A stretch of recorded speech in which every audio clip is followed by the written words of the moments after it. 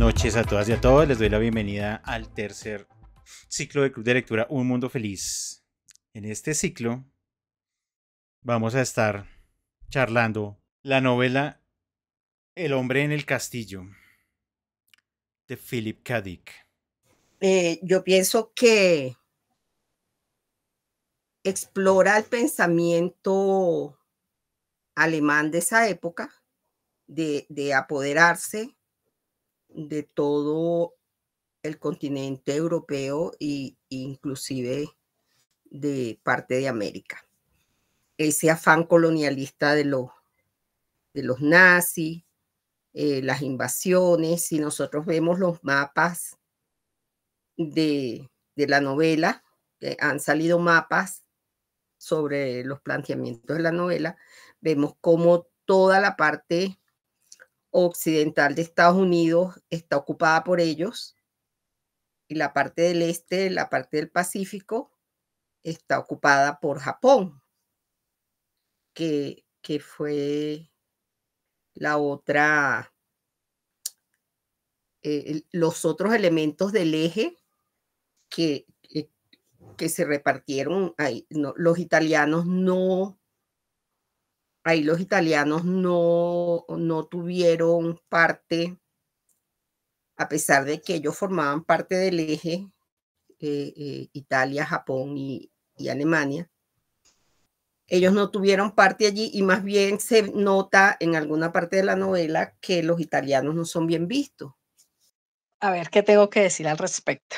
Bueno, también me asombró que como con el cuento que están muy avanzados en tecnología, hablan que viajan en cohetes, que ya han ido a Marte y a la Luna. Entonces, pues en esa época, pues obviamente uno como que, bueno, algo que aparece bastante, pues en estos capítulos es el libro I Ching, que es el que como que rige. Y bueno, entonces yo estuve haciendo una búsqueda de ver si eso existía. Y sí, efectivamente existe.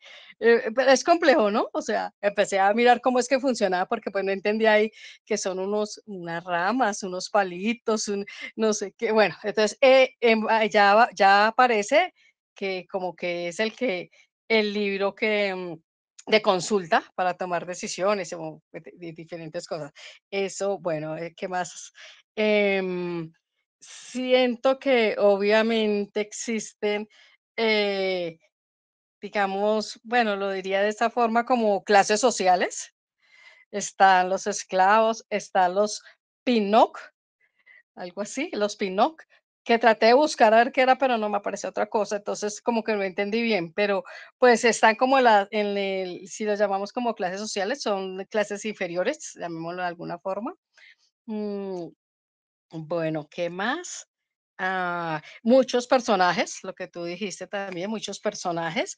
O sea, asumo que cada personaje tiene un rol y una historia, ¿no? Entonces, como que son varias líneas argumentales. Y bueno, entonces empecé a leer y yo, bueno, iba leyendo y dije, bueno, esto en alguna forma, más adelante me imagino que se tendrán que unir, o sea, para entender la historia.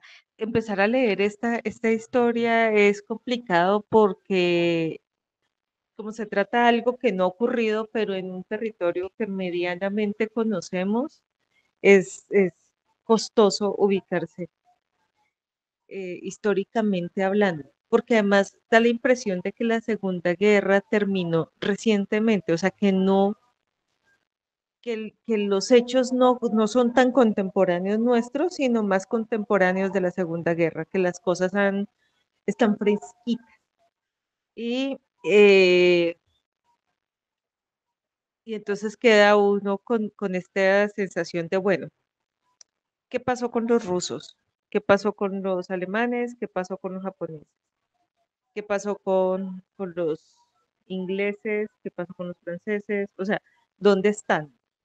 Eh, entonces, bueno, lo primero es entender cómo se impone un régimen en el que la población afro está por completo subyugada y convertida en esclavos, al punto que los tenemos clasificados y unos ni siquiera tienen la oportunidad de pisar tierra firme, están en barcos constantemente, no pueden hablar, todos tienen que servir y es como un escenario de una especie de racismo extremo, incluso dentro de los dominantes.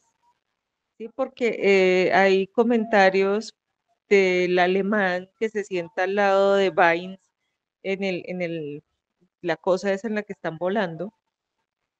Sí, el alemán habla de, "Ah, usted estás, le habla a Vines como tú estás más cerca de mí porque no eres asiático, ¿sí? No eres judío tampoco, aunque sí sea judío según él. Entonces, hay como una obsesión con la apariencia física y esa apariencia física te ubica en un lugar. Sí, porque incluso después cuando Juliana tiene su conversación con esos tipos que están en el restaurante donde ella está comiendo, eh, les dice como, usted no puede ir a otro planeta por su color de piel y ella no podría ir porque su cabello es negro, o sea, solo por eso. Yo, leyendo estos 4 capítulos, recordaba en mis tiempos de la lectura de las novelas de los rusos, de Tolstoy, de Dostoyevsky, que entonces a uno lo bombardean con un montón de nombres, un montón de motes, un montón de lugares, y uno como que al principio le da un mareo, como quién es quién, cómo se llaman. Creo que aquí no es tanto por efectivamente los personajes, sino por la creación de ese mundo que nos está contando. Entonces, claro, nos está hablando de ciertas entidades, de ciertas corporaciones, de ciertas lógicas comerciales. Entonces, como que eso un poco también lo alcanza a uno a marear un poco, pero pues, de nuevo, me parece que, por ejemplo, además que a mí algo que me gusta mucho de Philip K. Dick y yo, cuando puedo lo intento plagiar, son los nombres de las corporaciones, de las entidades públicas, digamos, de este mundo, porque cada nombre que aparece es una cosa que uno dice, qué entidad tan horrible debe ser, por ejemplo, la Comisión Planificadora de Normas de Vida para las Áreas Infortunadas. Qué horrible eso, o sea, debe ser un lugar tan burocrático y tan oscuro y tan lamentable en este universo. Yo disfruté mucho cuando dice, para inspirarse encendió un cigarrillo de marihuana de la excelente marca El País de la Sonrisa. O sea, yo dije, no hay que fumar marihuana para saber que esta es de la buena. Sí, ese fue un detalle bello de Philip K. Dick al ponerle ese nombre.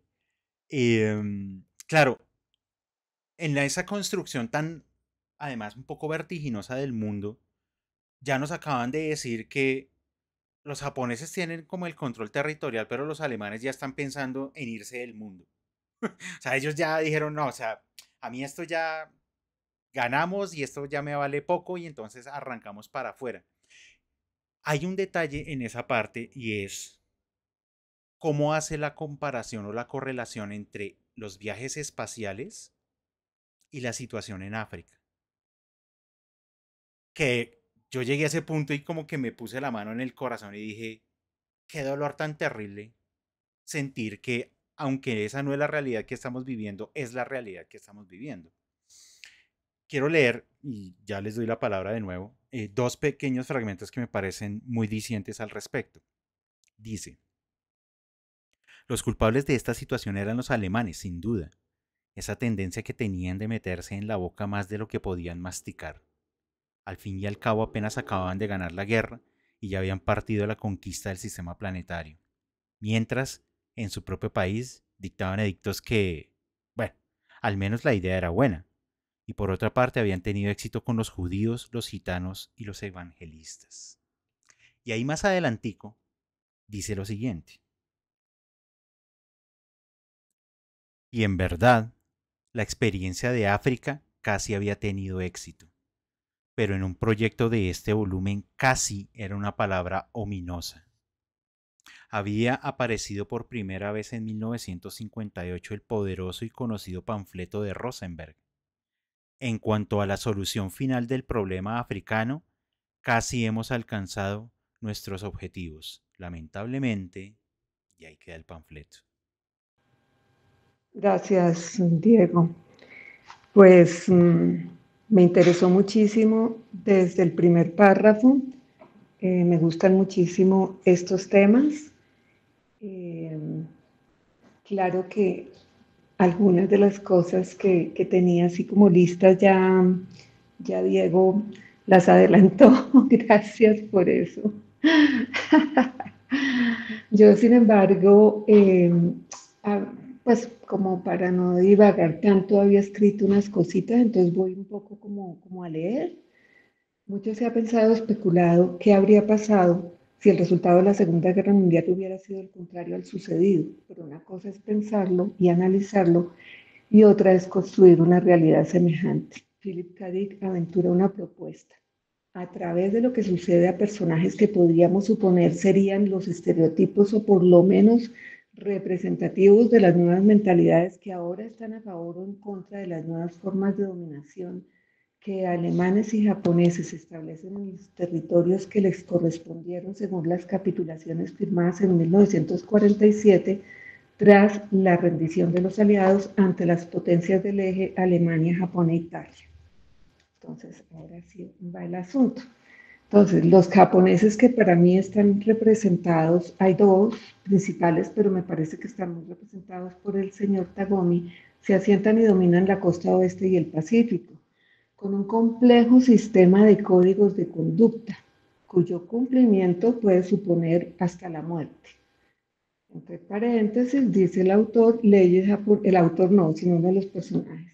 Leyes personajes duras, rígidas, pero justas. Sus oficiales tenían fama de incorruptibles. Todavía no sé o no sabemos qué de esto es ironía y qué no, porque tiene muchísima ironía este escrito.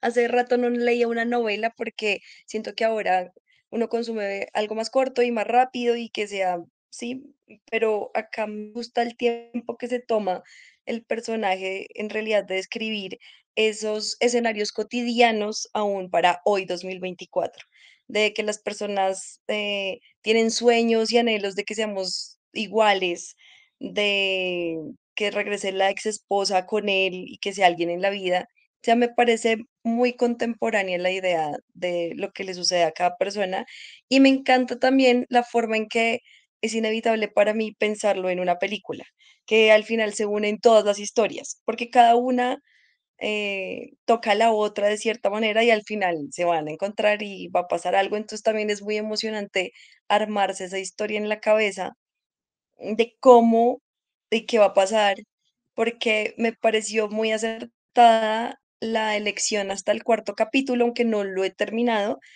pero ya ahí hay un punto de drama, porque claro, uno viene leyendo al dueño de artesanías que consigue como que todos estos artículos y luego este es el que fabrica imitaciones. Entonces ahí ya empiezan a haber ciertos problemas donde cada uno por sus intereses pues toca ciertas cosas. Entonces realmente me ha parecido una novela muy, muy, muy chévere de leer y es increíble cómo el escritor puede ser tan universal. O sea, yo creo que esto también se va a leer en 50 años y creo que va a tener un sentido de ser contemporáneo de alguna manera. Yo siempre he creído que algo que logra la ciencia ficción es hacer soñar a la humanidad. Ponernos a pensar en qué más podemos hacer, qué otra cosa podemos hacer fuera de lo que ya hemos hecho como humanidad. Al principio del capítulo 2 habla de estos, bueno, es curioso cómo a estos grandes aviones los llaman, aquí en una traducción, reactores. Em, pero lo interesante de la descripción es el vuelo de Estocolmo a San Francisco en 45 minutos. Esta novela fue publicada en 1961. En 1969 vuela por primera vez el Concorde. Y recordemos que lograba ese viaje en 4 horas, 6 horas. A mí esas son las cosas de la ciencia ficción que a mí me tocan profundamente, porque cuando leí esa frase, pero el vuelo de Estocolmo a San Francisco dura solo 45 minutos, yo dije, y 9 años después lograron pasar el Atlántico. No, es que de hecho es más rápido, porque realmente el viaje hoy dura como 6 horas, es que era como en 2 horas, era una cosa, el Concorde lo que hacía era una cosa de locos. O sea, lo que hacía el Concorde sigue siendo hoy en día algo de ciencia ficción. Sí, escuchaba por ahí en estos días una entrevista que le hicieron a Mariana Enríquez acerca de la crueldad y cómo cómo se toma tiempo los asesinos en serio, ella lo llama asesinos en serio, los genocidas, eh, para la estética, ¿no? Y aquí en un párrafo lo dice puntualmente, ¿no? O sea, ¿dónde queda la crueldad si no fuera por esa belleza? Entonces,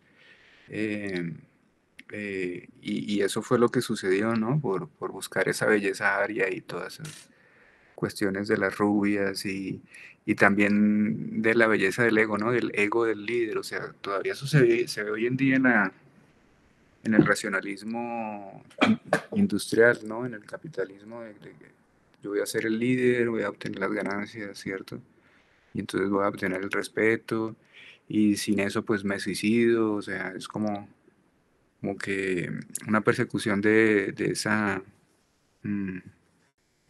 psicopatía, ¿no? De esa psicopatía de obtener los beneficios estéticos al mismo tiempo, o de catalogar lo estético como algo bueno o malo, cuando pues puede ser amoral, ¿no? Simplemente no. Entonces también está ahí la visión de las artesanías, lo que mencionabas. O sea, nosotros vamos a un museo arqueológico y no vamos a un museo de ciencia, ¿sí?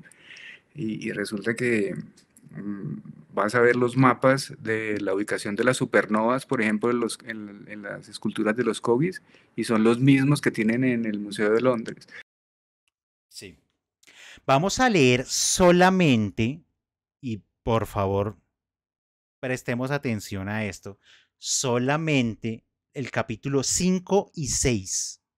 Como siempre, agradecerles muchísimo su asistencia y participación a este espacio. Les recuerdo que este ciclo tiene encuentros presenciales para quienes quieran pasarse un rato el día sábado. Este sábado nos vamos a ver a las 10 de la mañana en la Biblioteca Luis Ángel Arango. Nos vamos a encontrar pues ahí en el primer piso, en préstamo externo, y ahí ya buscamos dónde nos sentamos. Quienes quieran asistir y participar del encuentro presencial para charlar estos capítulos, del capítulo 1 al 4 de esta novela, pues están cordialmente invitadas e invitados. Entonces, cierro con este comercial. Muchísimas gracias. Nos vemos dentro de 8 días. Disfruten la lectura. Sigan disfrutando a Philip K. Dick. Tomen muchos apuntes porque este señor cuenta muchas cosas. Y pues nada, nos vemos la próxima semana. Gracias. Buenas noches, gracias. Chao.